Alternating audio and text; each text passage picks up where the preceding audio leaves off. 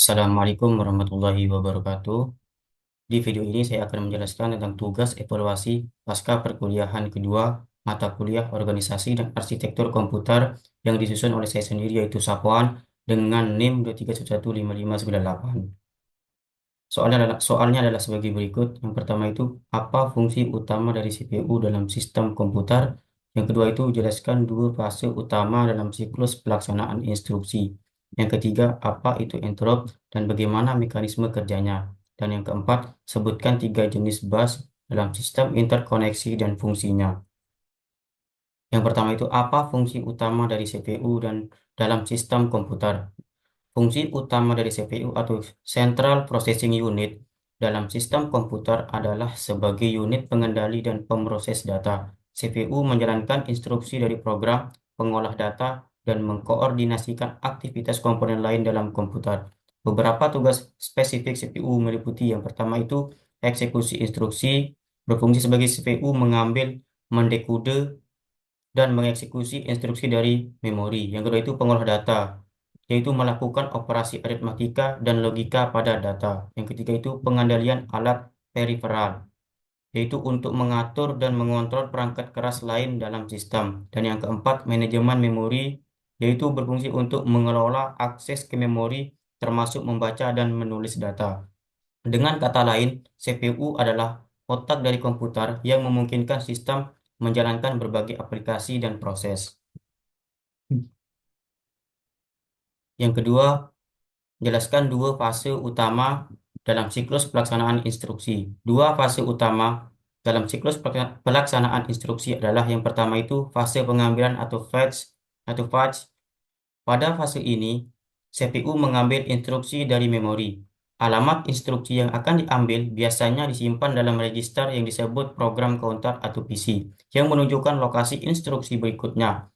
Setelah instruksi diambil, PC diperbaharui untuk menunjuk ke instruksi berikutnya. Yang kedua itu fase eksekusi atau execute. Setelah instruksi diambil, CPU mendekode instruksi tersebut dan mengeksekusinya. Ini melibatkan operasi aritmatika atau logika, akses ke memori atau pengendalian perangkat keras lainnya. Hasil dari eksekusi ini kemudian disimpan di register atau memori sesuai kebutuhan. Kedua fase ini berulang dalam siklus yang terus-menerus untuk menjalankan program.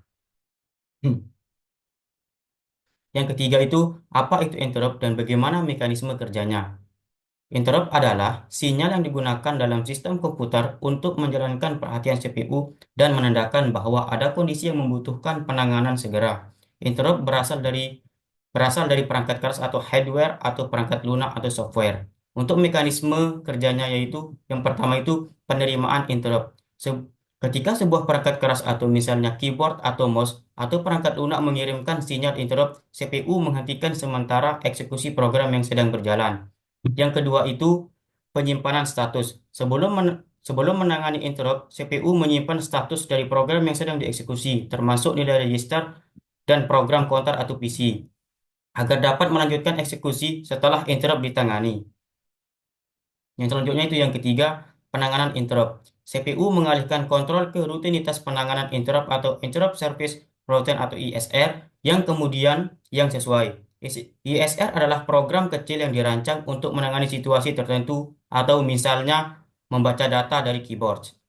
Yang keempat, eksekusi ISR. ISR dieksekusi untuk menyelesaikan tugas yang diperlukan. Setelah ISR selesai, kontrol akan kembali ke program sebelumnya. Dan yang kelima itu pemulihan status. CPU mengembalikan status yang disimpan sebelumnya, termasuk register dan PC, untuk melanjutkan eksekusi program yang telah terputus.